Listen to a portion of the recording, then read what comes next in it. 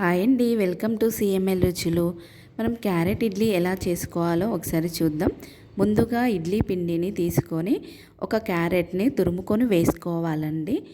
ఇలా క్యారెట్ను తురుముకొని వేసుకున్న తర్వాత దీంట్లోకి తగినంత ఉప్పు మరియు కొన్ని శనగపప్పులు వేసుకొని ఇవన్నీ కలిసేలాగా బాగా కలుపుకొని ఒక 5 నిమిషాలు పక్కకు పెట్టుకోవాలండి.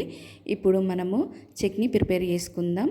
చట్నీలోనికి ఏమేం కావాలంటే ఒక 4 పచ్చిమిర్చి మరియు 4 వెల్లుల్లి రెబ్బలు, కొంచెం జీలకర్ర, కొంచెం సాల్ట్ మరియు పల్లీలు, కొంచెం కారం మరియు కొన్ని వాటర్ వేసుకొని మనం మిక్సీ వేసుకోవాలండి. ఇడ్లీ ప్లేట్స్కి ఆయిల్ అప్లై చేసిన తర్వాత ఇడ్లీ పిండిని ఈ ఇడ్లీ ప్లేట్లోనికి వేసుకోవాలండి. ఈ ఇడ్లీలు చాలా టేస్టీగా ఉంటాయి. పిల్లలు ఎంతో ఇష్టంగా తింటారండి.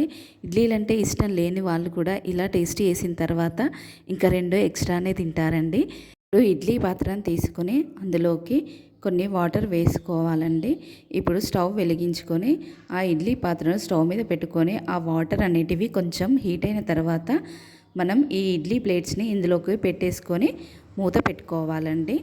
ఇప్పుడు ఇడ్లీలు ప్రిపేర్ అయ్యేలోపు చట్నీలోకి తాలింపు వేసుకుందాం.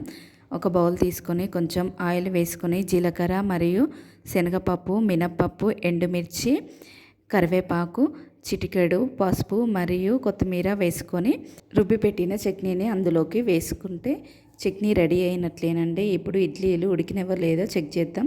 ఇడ్లీలు అయితే ఉడికినవండి. ఇప్పుడు మనము ఇడ్లీ ప్లేట్ నుండి ఇడ్లీలు తీసుకొని సర్వ్ చేసుకుందామండి. ఎంతో టేస్టీ అయిన క్యారెట్ ఇడ్లీలు రెడీ అయినట్లేనండి. ఈ వీడియో కనుక మీకు నచ్చినట్లయితే లైక్ చేయండి, షేర్ చేయండి మరియు సబ్స్క్రైబ్ చేసుకోండి.